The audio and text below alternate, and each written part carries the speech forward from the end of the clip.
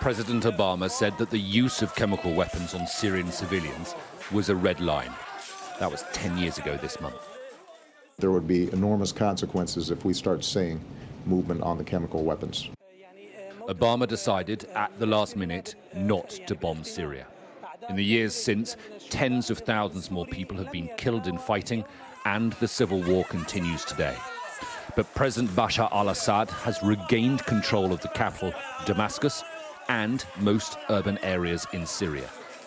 Now, in an exclusive interview with Sky News Arabia, Assad said that he never considered fleeing Syria. There were no internal demands for the president to depart. It's important for a president to leave, or to leave his responsibilities, to be more precise, when the people demand it, not due to external interference or external wars. When it's due to internal reasons, that's normal. But when it's because of external war, that's called escape. And me fleeing was never on the cards. Millions of Syrians did flee the fighting, though, and are still refugees. Many have tried to make the dangerous sea crossings into Europe. The Syrian civil war is a large factor in the migrant crisis on European shores.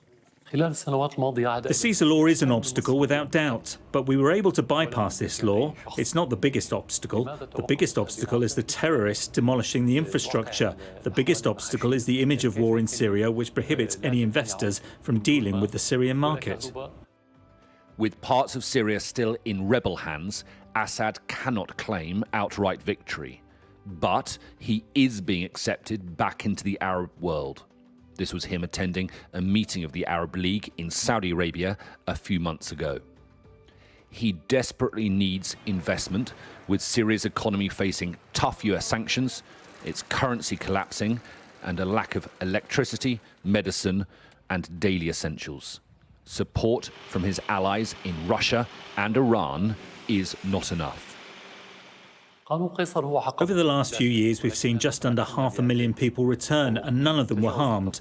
What stopped more from coming back is the economic situation. How can a refugee return without electricity, or school for his children, or medical treatment? These are life's essentials. That's the reason. Bashar al-Assad is starting to rebuild his power. That power is limited, though.